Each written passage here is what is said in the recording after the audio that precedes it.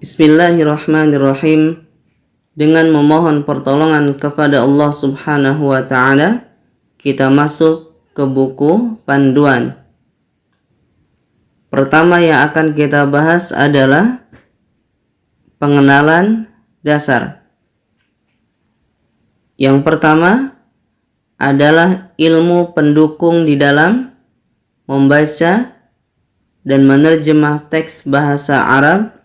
Bahkan ini adalah dianggap ilmu yang utama, yaitu ilmu nahwu dan ilmu sharaf. Ilmu nahwu adalah sebuah ilmu untuk mengetahui harokat atau bentuk akhir suatu kata beserta posisinya di dalam kalimat. Adapun ilmu sharaf adalah ilmu untuk mengetahui perubahan suatu kata menjadi bentuk lain beserta maknanya. Berikut ini adalah gambaran ilmu nahwu. Kita ambil kalimat Alhamdulillahi Rabbil Alamina.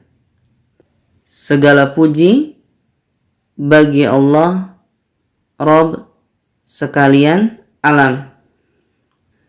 Di dalam ilmu nahwu kita akan mempelajari kenapa alhamdu di sini berharokat dhammah, kenapa lillahi berharokat kasrah, kenapa Rabbi berharokat kasrah, kenapa al-alamina berharokat fathah. Alhamdu sebagai apa? Lillahi sebagai apa? Rabbi sebagai apa? Al-alamina sebagai apa? Dan posisi dalam bahasa Indonesia misalkan sebagai subjek, predikat, objek, keterangan, dan lain-lain. Ini gambaran nanti kita mempelajari ilmu nahwu. Selanjutnya adalah gambaran ilmu sharaf. Dari kata alhamdu ini ternyata banyak perubahannya.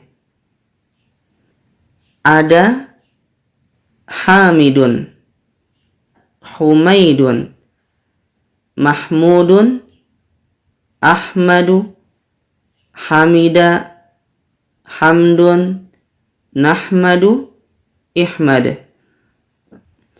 Semua perubahan-perubahan ini dipelajari di dalam ilmu sharaf. Yang kedua, mengenal kata dalam bahasa Arab. Kata disebut dengan kalimah. Dan dia ada 3. Yang pertama isim, fi'il, dan huruf. Isim adalah kata benda, kata sifat, dan kata-kata lain yang tidak berkaitan dengan waktu. Yang dalam bahasa Arab nanti ada yang disebut dengan waktu lampau, ada yang disebut dengan waktu sekarang, ada yang disebut dengan waktu akan datang. Adapun fi'il adalah kata kerja. Dan huruf adalah kata sambung. Jumlahnya sangat terbatas. Sejauh yang saya perhatikan di dalam teks bahasa Arab, dari ketiga ini, isim, fi'il, dan huruf, penggunaan yang terbanyak adalah isim, sampai 60-70%. Penggunaan fi'il dan huruf kurang lebih 20-30%. Oleh karenanya, nanti kita harus banyak mengenal bentuk-bentuk isim di dalam teks bahasa Arab. Sekarang kita lihat gambaran contoh isim, fi'il, dan huruf dalam sebuah kalimat. Al-muslimuna amanu billahi wa rasulihi. Umat Islam, mereka beriman kepada Allah dan Rasulnya. Al-muslimuna ini adalah isim. Amanu ini adalah fi'il. Bi ini adalah huruf. Allah ini adalah isim. Wa huruf rasulihi isim. Jadi inilah gambaran nanti di dalam setiap kalimat isim, fi'il, dan huruf.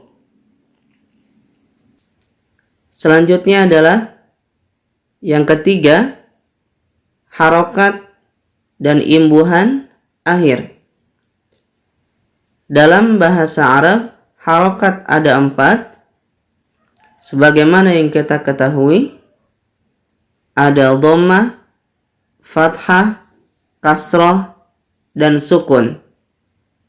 Adapun macam-macam imbuhan akan kita bahas di depan insyaallah. Yang keempat adalah bentuk akhir suatu kata. Bentuk akhir suatu kata ada 2. Ada yang disebut dengan mabni dan mu'rab. Mabni adalah kata yang harokat dan bentuk akhirnya tetap selamanya atau baku. Adapun mu'rab, kata yang harokat dan bentuk akhirnya dapat berubah-ubah sesuai dengan posisi di dalam kalimat atau pengaruh-pengaruh lainnya yang nanti akan kita pelajari di depan. Sekilas contoh isim mabni. Kita lihat kata haza sampai kapanpun berakhiran fathah karena dia mabni. Amsi kemarin sampai kapanpun berakhiran kasroh karena dia mabni. Munzu sejak sampai kapanpun dia berakhiran dhammah karena dia mabni. Contoh isim mu'rab, kita ambil kata kitab.